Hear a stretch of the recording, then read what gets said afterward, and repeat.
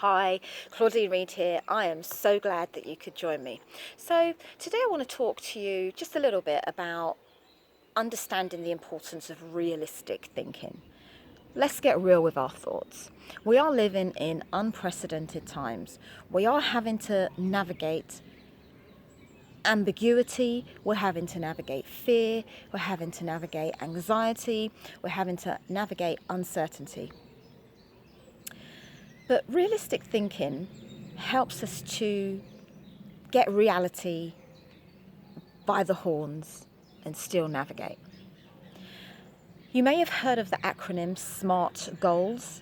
SMART stands for specific, measurable, achievable, realistic, and time bound. I really want to focus into the R of the SMART goals when we talk about realistic, because realistic thinking helps us define or better define the target, and it helps us better define the plan.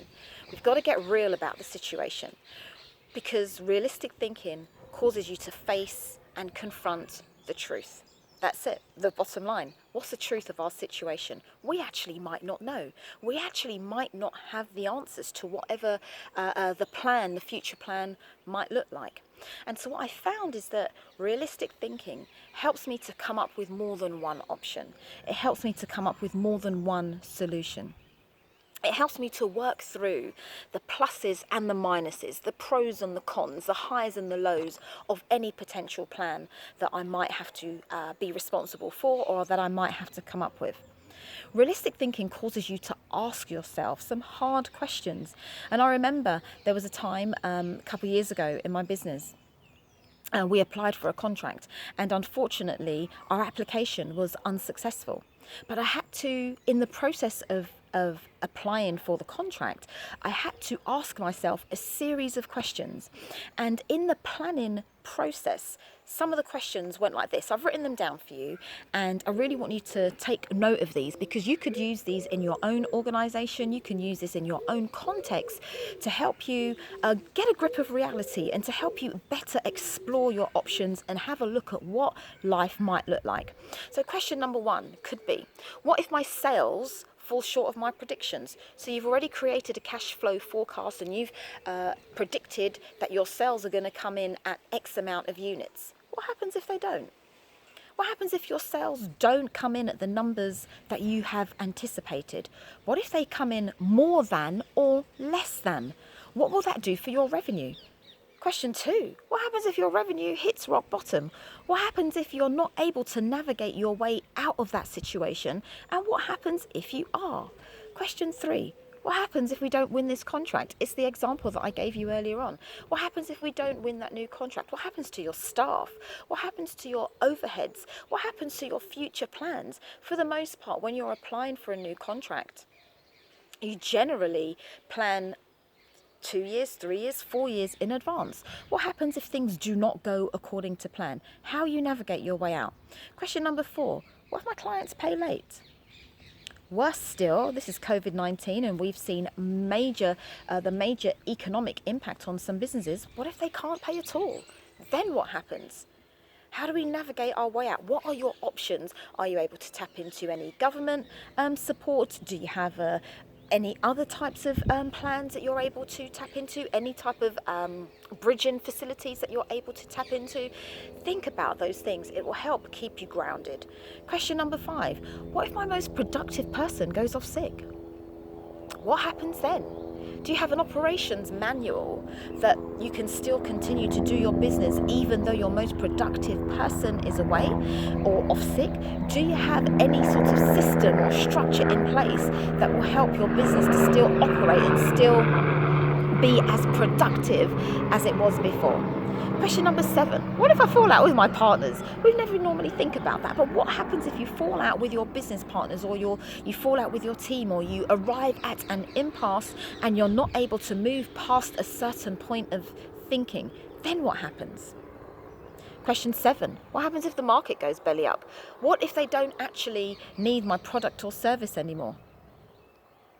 That's a really interesting point for us, because in I think it was around 2004, one of our major contractors told us that at the end of the period of this contract that we were entering in with them, they told us that the market was changing drastically and it was very likely that they wouldn't be renewing the contract with us. They kind of gave us 4 years notice, if you like, which again is really generally unheard of. But the really great thing about my team is that the other director, who also happens to be my husband, he is absolutely fantastic when it comes to creativity and innovation. So before they had even gave us the information, the deadline that they were going to be, once the contract came to its end, they wouldn't be renewing, we had already gone on the creativity and innovation pathway. We all were already quite realistic about what we were able to achieve. And we started another business. So what that meant was by the time that business came to its end, we were already 4 years ahead of the game. That's what realistic thinking does. It allows you to grab hold of reality and think further ahead than you currently are. Realistic thinking, number 8, also says to you, how much can I afford to lose? How much can I afford to lose? Then you do the maths, right? You do the numbers, you make the numbers work. Plug it all into an Excel spreadsheet or whatever platform works well for you and put the numbers in. Let the numbers tell you where the reality is. If we make X amount of sales, if our sales go up, down or sideways, what does that mean for our business? What does it mean for our organization? What does it mean for our group? Your goals, really important, your goals is not to focus on the fear or on the negative or on the worst case scenario, but rather it's about being ready. I found that realistic thinking causes me to be ready for any circumstance. It allows me to build on a solid mental and intellectual foundation of facts, FACTS, facts, so that I can think with certainty. And here's what I believe, that in any unprecedented times, you want as much certainty as possible.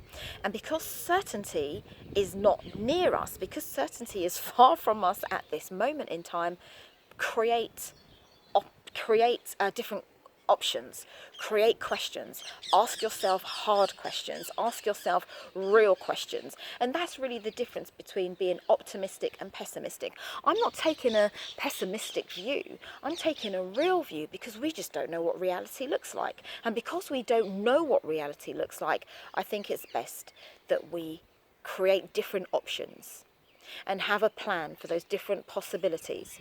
So even though you are 100% clear on your goal, you are 100% clear on your focus, but when you have an answer for those respective options, I think you are better prepared. I think you are well prepared to then navigate whatever comes in front of your pathway. I think then you are better prepared to find a solution faster. You're better prepared to respond. I really hope you found this one useful. This is about the power of your realistic thinking. It's about the importance of your realistic thinking. Send me some comments in the chat. Let me know what you think. Thanks. Bye-bye.